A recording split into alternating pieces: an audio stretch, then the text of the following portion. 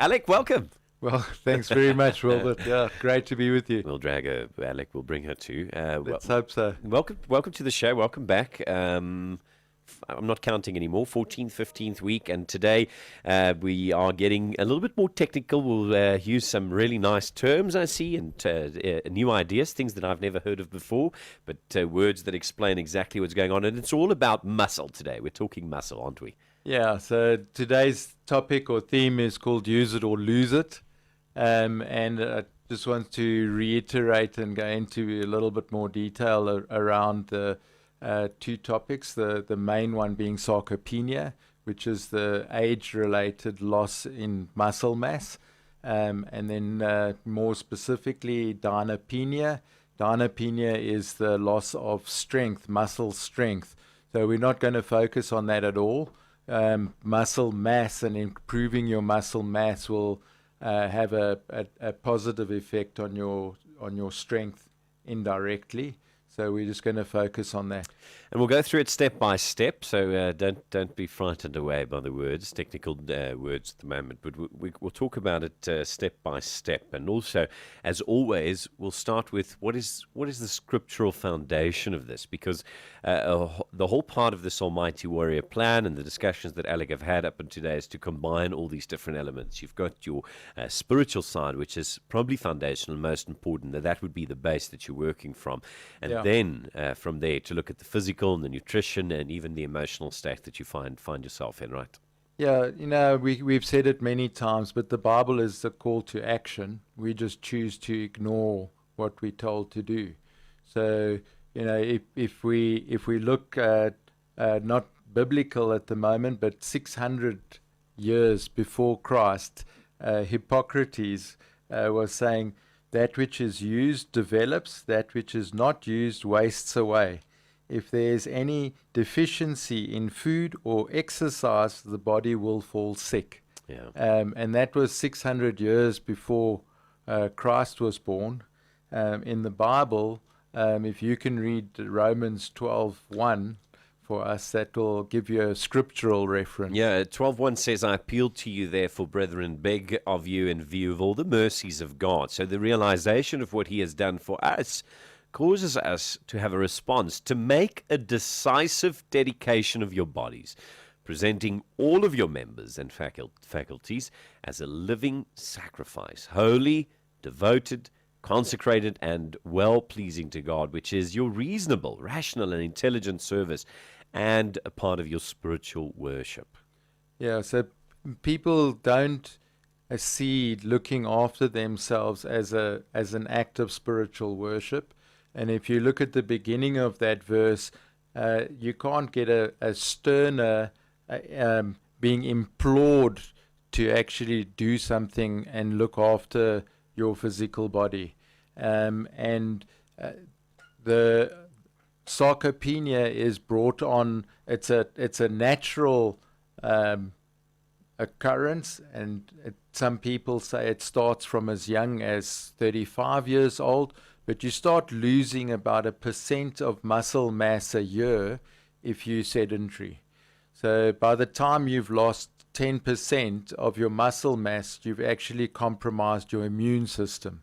So it's very much part of being healthy is needing your muscle mass, and that is for the proper functioning of your body. So when you are sedentary, actually I'll just jump ahead a little there and just they've done tests with groups of young and elderly and taken them from being active, where they're doing more than their 10,000 steps a day, and they've reduced that right down to less than 2,000 steps a day.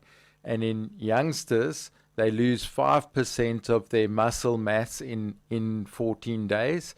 And in the elderly, in other words, sort of the 60-plus year olds, they lose 10% of their muscle mass in as little as 2 weeks by being totally sort of bedridden or sedentary. So it is vitally important for us to actually use our bodies and to be active. Yeah, and when we're talking about being sedentary, there's so many small things that we maybe we underestimate how inactive we are sometimes. You know, you mentioned it in your notes, but small things like the fact that you're not walking the stairs anymore, you're taking an elevator or an escalator. You know, just the way that our offices are structured. Now, people not even going to the office, not even walking out to grab lunch. Now they're just home, which means, you know, the longest distance they're walking is to the fridge and back. So there really is a lot of things causing us to be this inactive. Yes, so there's two sides to it. As you mentioned, the nutrition, the fridge, and snacking, the whole, we've been through insulin and the role that insulin plays. But on the nutrition side, what they've found with regards to sarcopenia is basically as you age, you tend to eat less protein instead of eating even more protein.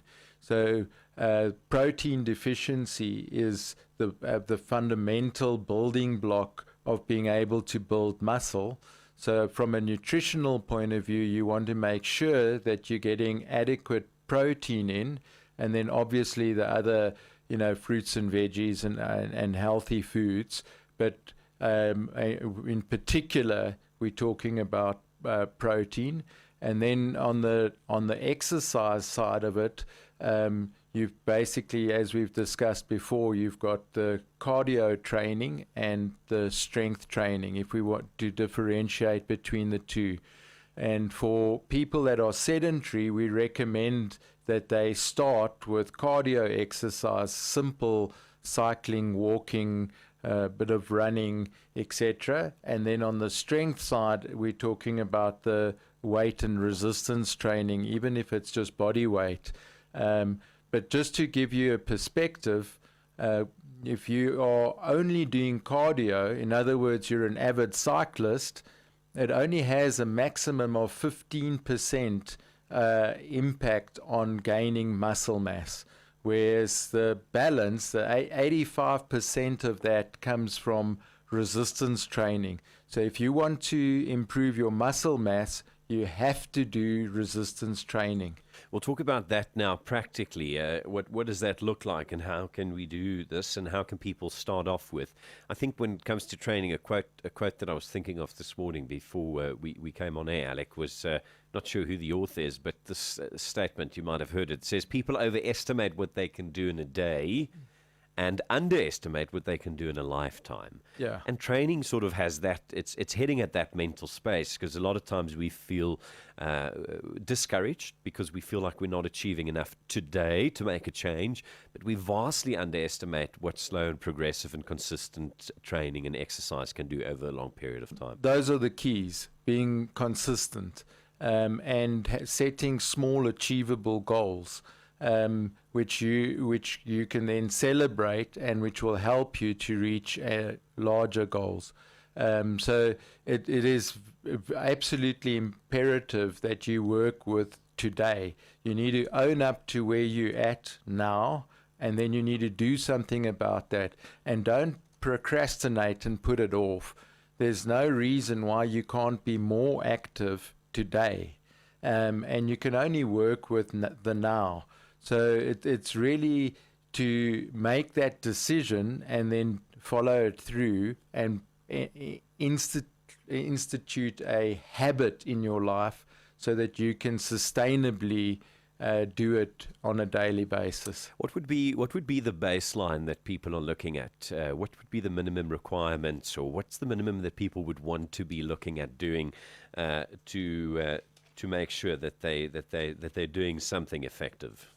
Well, let me give you some specific guidelines here. So if we're looking at sarcopenia, we're talking about the first three levels of training. So you're training for health, mobility, and strength. And on the cardio side, which is you need to be doing between 150 and 300 minutes of moderate intensity exercise a week, or 75 to 150 minutes of high intensity a week. On the strength training, you should be doing at least 2 30-minute workouts a week. And then there should also be some flexibility and balance exercises built into that. You should definitely not be neglecting those.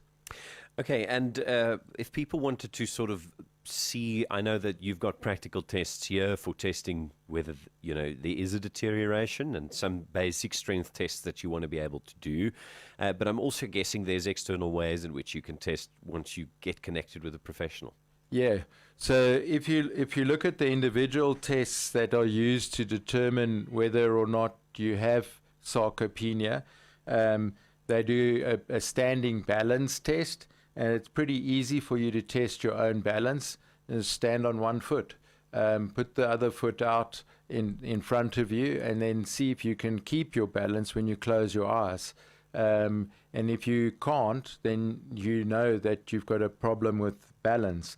Your gait speed, the speed with which you walk at, is a very good indicator. So the faster you walk or can walk, the better.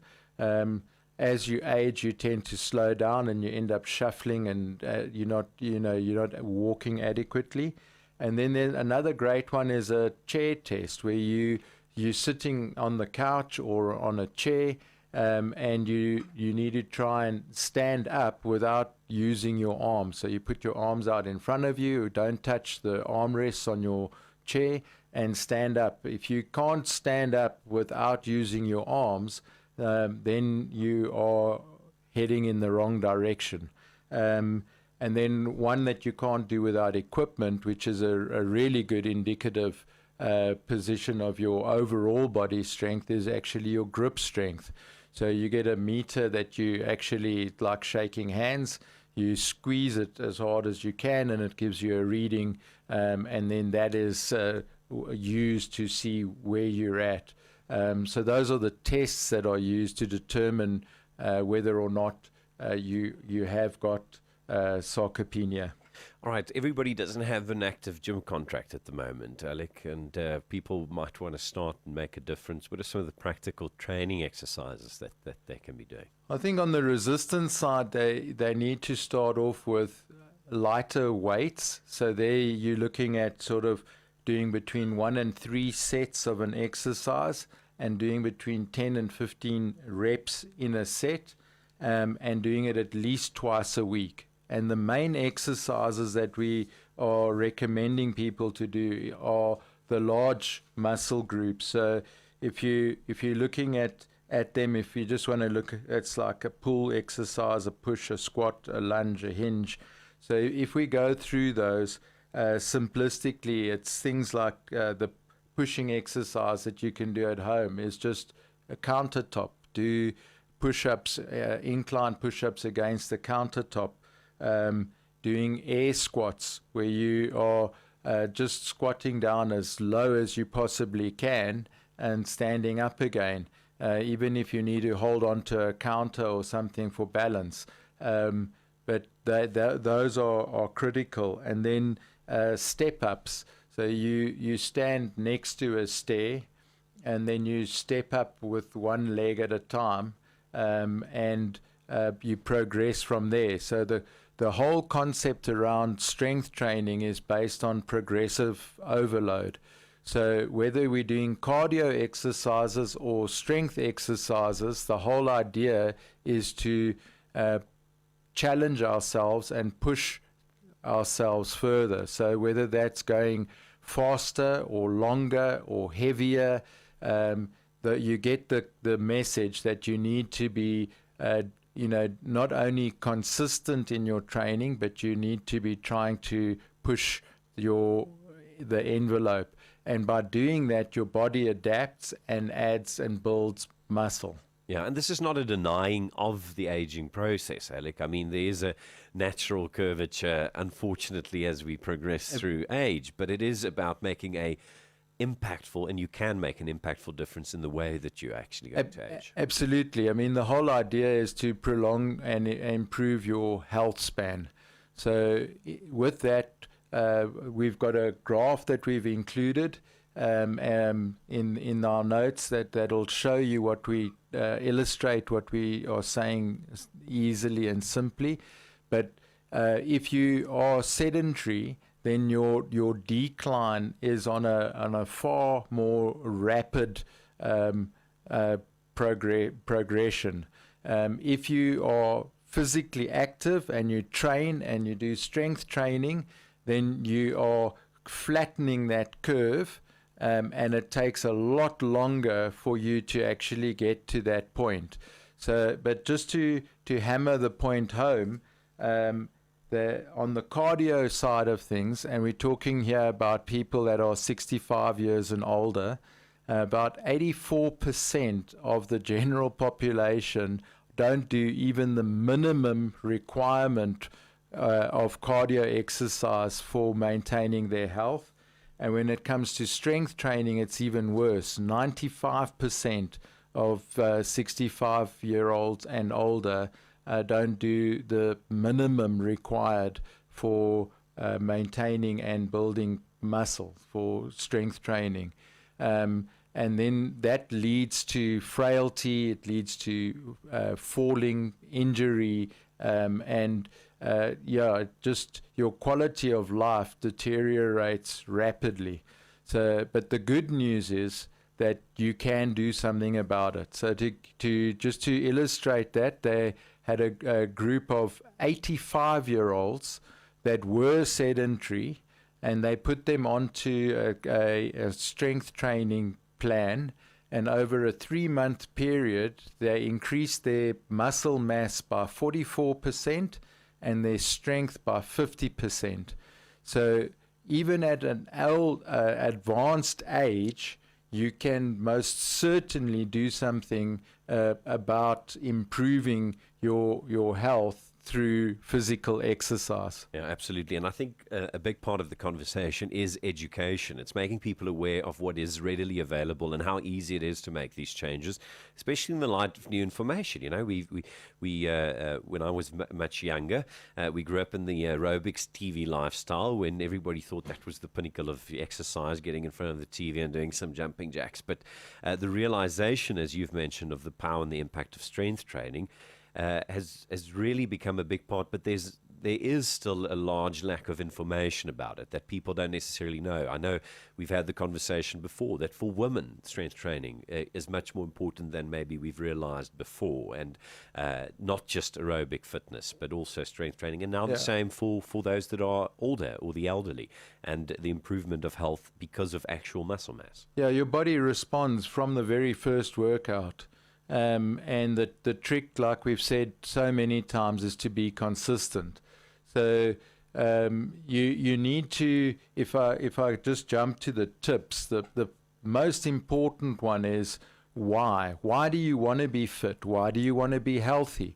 Why do you want to get to the point where you actually understand what's required to achieve your objective? So once you know what that is, once you know what your purpose is, then I have a saying, you write that down in pen.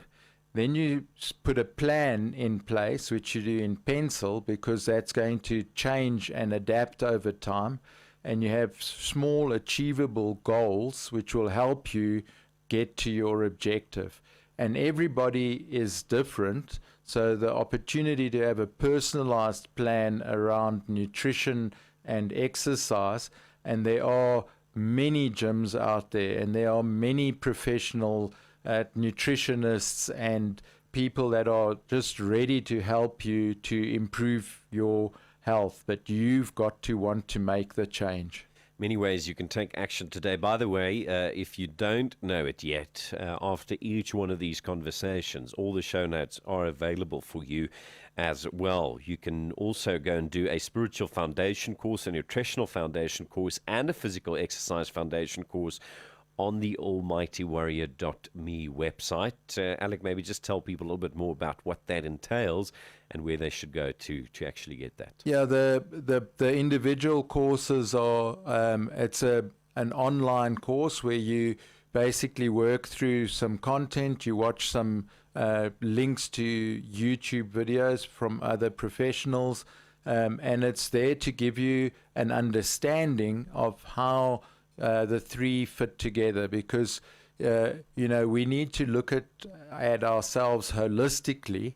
You're a spiritual being, and you need to be housed in a healthy, strong body, and that means that your nutrition and your exercise play a vital role in you being able to lead a healthy life. So the foundational courses are just to give you the background knowledge that on what to do, and then we also have a 10-day challenge, which is basically a combination of all three, and the whole idea there is that spiritually you need to understand that we're instructed to look after our bodies, that it is an act of spiritual worship, and that we can best glorify the Lord and serve others if we've learned to love ourselves and see ourselves as Christ, as God sees us. So, we need those positive biblical affirmations in order to be able to believe about ourselves what God believes about us, so that we can make those changes. The whole idea is to help you improve your health span. Absolutely. Present your bodies as a living sacrifice, holy and acceptable to God, which is your spiritual worship. To present your bodies as a form of spiritual worship. The way that you look after yourself is also a way of worshiping. It's a way of looking after that which is important to you, but also which God has given you. By the way, if you're joining our conversation on the Facebook page, Impact Radio's Facebook page, link to these show notes and also to the almightywarrior.me website is posted there. You can go and get that afterwards. Even if you're listening on radio right now, you can go to Impact Radio's Facebook page and find all the links and the full conversation there. You can also go directly to the website. That's Almighty Warrior, www.almightywarrior.me, and you can find all the links there as well.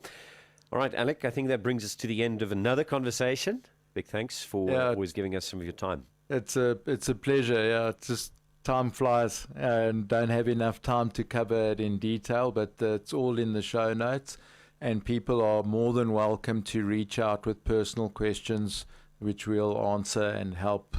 And we've got a proper professional team ready to assist.